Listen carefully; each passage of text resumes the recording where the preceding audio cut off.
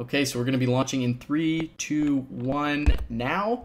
And here we are on Sanctuary, spawning at the 3 o'clock. This is a 3-player map, remember. We have Noblesse playing as Naza Girlfriend, as the blue Terran, and his opponent in the top left position, we have TSL.Alive. So 3-player map really creates an interesting dynamic if it goes to the late game, because you get to that point where the map is split, but there's still this open 3rd player main, and whoever controls that can often take the game down.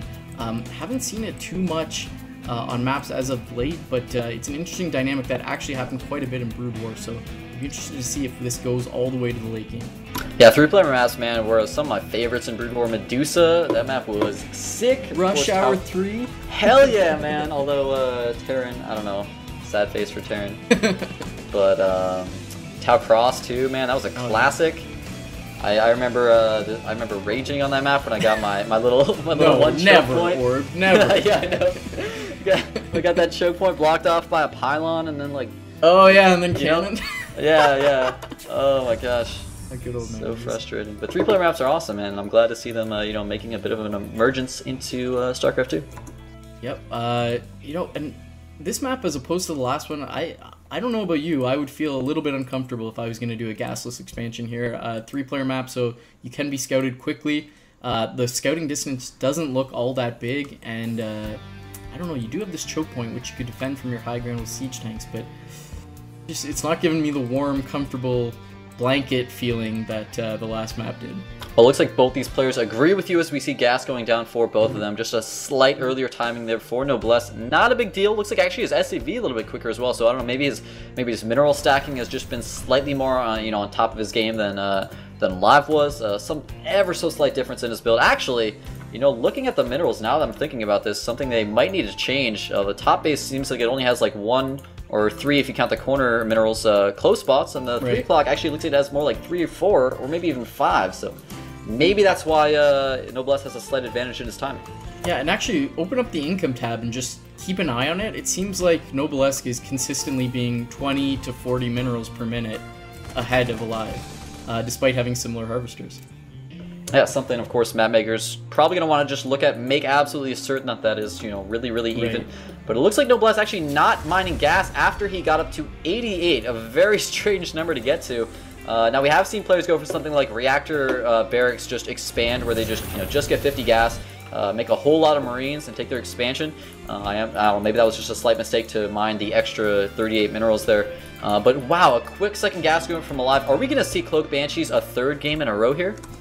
I don't know, why not? This seems like a safer way that TSL.Alive is doing it, as opposed to going for the expansion and then transitioning into the mid-game Banshee. I think if you're going to go Cloak Banshees, I like just getting in there and being aggressive with them. They're very difficult to stop in the early game. Even if, you're hard countered, you can still get in there, control a lot of space, deal a lot of damage. Meanwhile, we see a very fast expansion out of Noblesse. He's going for the safer variant, which is that Reactor Barracks, getting the Marines out and getting a 2nd barracks very quickly now before he goes back to scout gas. But let's see how safe Noblesse's build is, because if you have a build order where you get in, you don't scout anything, and then you just do your standard, standard as can be build order, there should be something built in where you're able to defend Cloak Banshees. Absolutely, that's like the mark of a good build with a good, solid, standard player. So you always want to be able to prepare against any type of possibility from your opponent with some type of standard build that encompasses everything. It's only when you actually scout specifically that you see, okay, he didn't get gas, something like that. I know he's not going to Cloak Banshee. Then you can, take some risks, cut some corners. But as of now, I'm still a little bit worried. We don't see an eBay going down, although could wait just a little bit longer. We don't see, a factory even going down, so we won't be able to get a starport and get some Vikings. He's going to be relying just on Marines for now. And I'm just really hoping right now that he's going to save enough scans to be ready to deal with this. Actually, never mind. We don't see Cloak started. Oh, there it is. Okay. No, Alive just a little bit late on his gas, so did get Cloak a little bit late there, but he will have that. The problem is going to be, of course, that the Banshee's going to get there, and Noblesse is going to realize what's going on. It's going to be a couple seconds later that Cloak is going to arrive, so maybe that'll give Noblesse enough time to react accordingly. Oh, look at that! Oh, nice. And engineering by going down. We'll have to see how close that timing is going to be. Yeah, and look at this. Noblesse is actually feeling confident enough that he's going to lift up that orbital and take his natural. Traditionally, we see players, until they're certain of what their opponent is doing, going to leave that in their main base. Alive is going to, whoa, go ahead and sway. So he canceled Cloak, lifted off his startboard and just gave it up. Looks like he's realizing that it's not going to do too much damage. He's going to get in, see what he can do, but there's enough Marines here that they would be able to deal with it pretty handedly. Would there have been a scan if he hadn't have done this? Yes, there is. We see that Alive, or excuse me, Noblesse is smartly saving up that scan at his natural orbital command, and not burning it yet. Seeing this Banshee just flying around, that's going to make him keep 50 energy to be certain that he doesn't die to this Banshee. I'm pretty shocked, to be honest, that Alive canceled that, simply because it's not like he got into the main base and scouted or saw the expansion. He got no more information and then just kind of changed his mind. Not usually something we see from pro players, so right. Really interested. I would love to get inside his brain, figure out what it was that changed his mind, but instead it looks like he's going to go for a siege push here. He's got quite a few Marines. He's got a medevac with a second, or actually a Viking on the way, and he's got siege mode already now complete, so this could be pretty darn difficult for Noblesse to defend unless his Marine micro is just impeccable. The more Banshee harassment going on now. The Marines spawning. He's got to keep that Banshee alive because that's going to be critical. If this push comes out very quickly, you want that Banshee alive. The DPS of a Banshee, despite them being kind of like glass cannons, the DPS is so high, so he's got to really baby that unit. And here we go. Look at this. This is like the one of every air unit push. He's got one Viking out there, one medevac, one Banshee, and what does Noblesse have? A lot of Marines. He's got a lot in the main base as well. Stim is only half done now, so he's got to hold this off well, or the game will be over very shortly. Yeah, he's probably going to have to pull some SCVs here. This is going to be so difficult. There's the siege mode. Oh no, his Marines are stacked up, and he loses quite a few Marines there just to that first volley. So Noblesse in a really, really tough position right now. That Banshee is dangerously low, so he's got to pull that back to the back with just 8 HP, but these two sieged up tanks are just giving so much utility to this army from Alive. Noblesse is just in such a sticky situation here. I don't know how he's going to move forward and bust this. Yeah, this is why typically fast expanding builds that rely on Marines in the early game usually transition into tanks very quickly so that this exact situation doesn't happen. And here we go, pulling all the SCVs and Mules and Marines, trying to break this, trying to bring everything to deal it down, trying to focus down that Siege Tank. Viking actually landing. I think he's going to be able to break most of the units, but not going to be able to completely destroy the push. There are 2 tanks still left here, and a lot of Marines and a medevac, and that's going to be able to focus down this orbital command. He's got to lift it out and get back to the main, or that's going to be burning down. Yeah, unfortunately, critically there, we saw a decision by Noblesse to actually attack move instead of target firing the tanks. Tough to say which would have been better in that situation, but I mean, at the end of it, it looked like, you know, target firing the tanks might have been the better move. He took so much splash damage there while he was killing off Marines being killed by medevacs. And of course, you remember that the tanks can't be healed by medevacs. I don't know, might have been a better idea to target fire them down, but without that, he's now lost his entire army. He's just trying to get a couple Marines up and running to get a big enough army to engage here, but I don't know if that's ever going to be the case. I mean, there are just as many Marines from Alive as well as the medevac and 3 siege tanks, so it's looking pretty bleak here for Noblesse. Yeah, unless Alive makes a big mistake, then he's going to be in a beautiful position here. The problem is that Marines actually do very well against Marine tank if you have the numbers that Noblesse has, but he's never going to be able to get in a good engaging position. He's always going to be fighting in chokes. He's always going to be in strange positions. Here he goes yet again, bringing all the SCVs, trying to stim, trying to focus down all these units. He's going to get all the Marines, but the tanks are still alive, and he'll be able to break 1, break 2. Okay, so he will be able to break the push and stay alive, but take a look at the numbers in the top right with me. That's 53 food for our purple player TSL.Alive, and his opponent sitting at less than half that 27 food is Noblesse. Look at those workers, man. That is so depressing to look at. 24 workers killed by Alive, 1 killed by Noblesse. It's now 41 harvesters for Alive to 8 or 9 now for Noblesse. Noblesse in a really, really tough situation, if not an unwinnable situation. Maybe if he had some type of tech advantage, upgrade advantage, really all he has going for him right now is that he has Stim and Alive does not. But of course, with the lack of siege tanks that you know, that Noblesse or that Alive has, the only way I can see Noblesse taking this is with some ridiculous medevac usage. He has 4 medevacs here, so maybe, just maybe, he could like drop them on the tanks in the main, do some crazy play like that. But I don't know. I don't know if he's gonna be able to pull it off. Look how smart Alive is. He knows that that's the only way he can lose now. So he's actually got his tanks spread and siege covering the entire main base. Medevac for Noblesse gonna try to get in there and see what's going on. Stim going off, and wow, Alive is playing just ridiculously safe, and you can't fault him for that. Actually gonna lift up the command center so that he doesn't lose any units here. And why not? I mean, he's got a 3-to-1 harvester advantage over his opponent. There's no rush to get out there and claim his natural.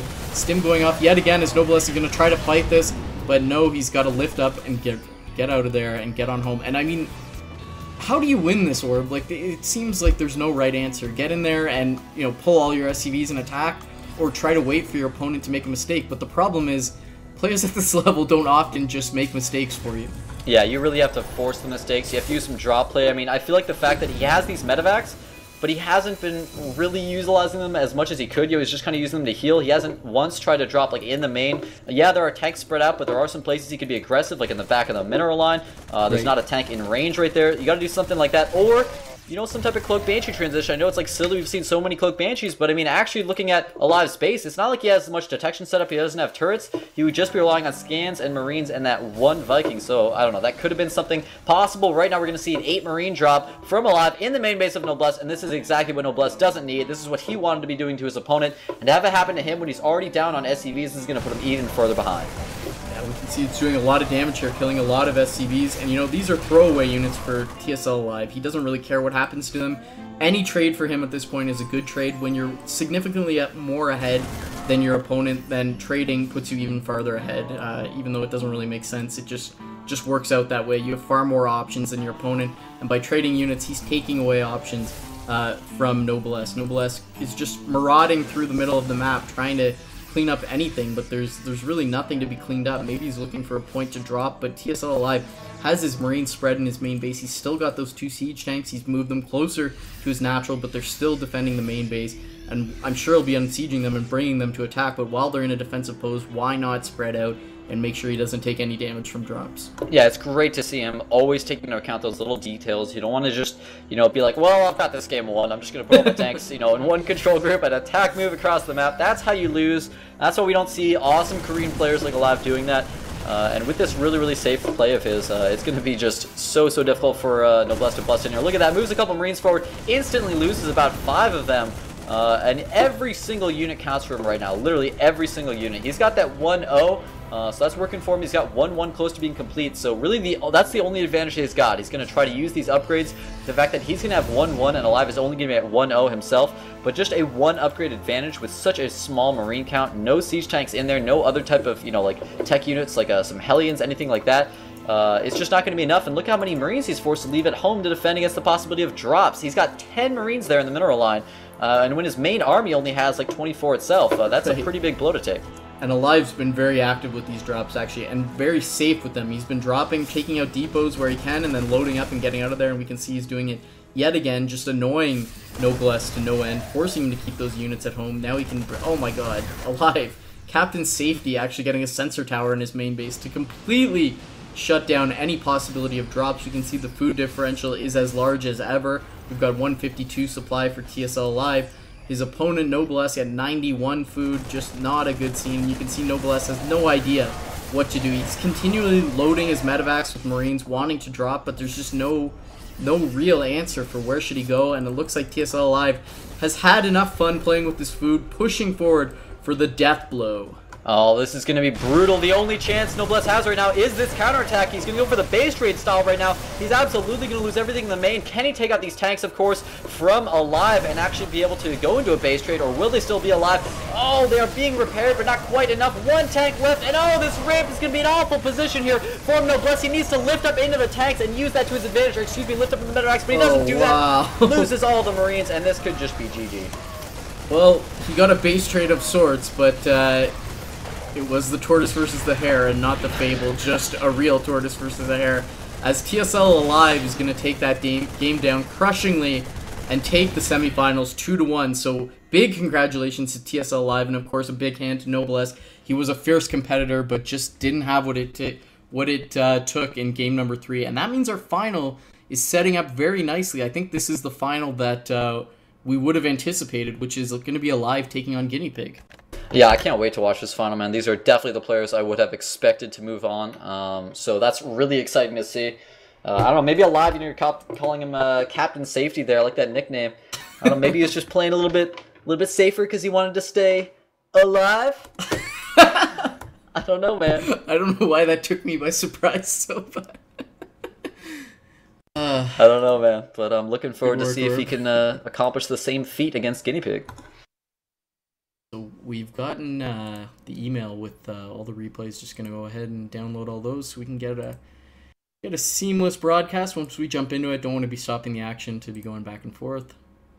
I assume you're doing the same, or your Indeed. multitasking is so good you've already done it. Oh, so good, man. I did it while we were casting those games. Wow. I was just like yelling about the battle while I'm like alt-tabbing and doing that all the time.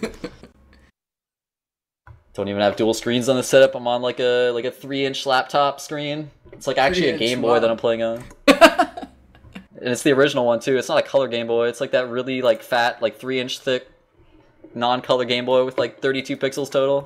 With like 2 colors, green and darker green. Yeah, the darker green. That console was sick, man. I played Super Mario Bros. On that for I don't want to know how many hours. So much on my Game Boy. Okay, so we're gonna be bringing it to a new map, Korhal Compound. Yeah. I don't. This is all about. Yeah, I don't think I've seen a game on this map yet. I believe it is a 2-player map, right? I don't think the bottom right and top left spawns are spawnable. No, I could be wrong. No, definitely. Well, they're different colors, so I would assume no. I'd say definitely not. So these players are going to have to worry, of course, about the possibilities of proxies. They're going to have to worry about any type of cheese coming from their opponent. This is a best of 5, though, guys, that we're moving into. So this will give these players a much greater, more consistent opportunity to take a win, being the better player, as opposed to, trying to go for maybe like 2 types of cheesy wins here. So hopefully we will just see some awesome, legitimate macro games between these players. Absolutely, and keep in mind, there's $1,000 on the line. So again, big thanks to the Little App Factory for supplying that money, and with money came all the Korean pro gamers, and that's why all these guys are taking part in this this TL Open event. So I want to give a big shout out to the Little App Factory again. Hell yeah, man. What would we do without them? They're supporting esports. Guys, check them out. I believe it's just TLAF.com. If it's not, it's thelittleappfactory.com. Tweet at them. Let them know how much you appreciate them supporting this tournament, because we wouldn't be able to do this without them, and that's always awesome to be able to see. Not just maybe like top foreigners playing in the tournament to try to figure out, what maps are playable, but to see all the, all these like A-teamer Koreans playing is so freaking exciting. That just gives us some really, really fantastic data, especially since what we generally see in the difference between the Korean style and the North American style is that Koreans will always try to exploit any type of little weakness they see in their opponent. They will always go for it. That's why they end up sometimes seeming like more like of all-in players. If they see a weakness, they will absolutely punish you for it. And thus, when they see types of exploitable options in maps, usually they will try to use them to the best of their benefits. So it's really awesome to see that, really giving us so much data on what needs to be fixed and what's good on these maps.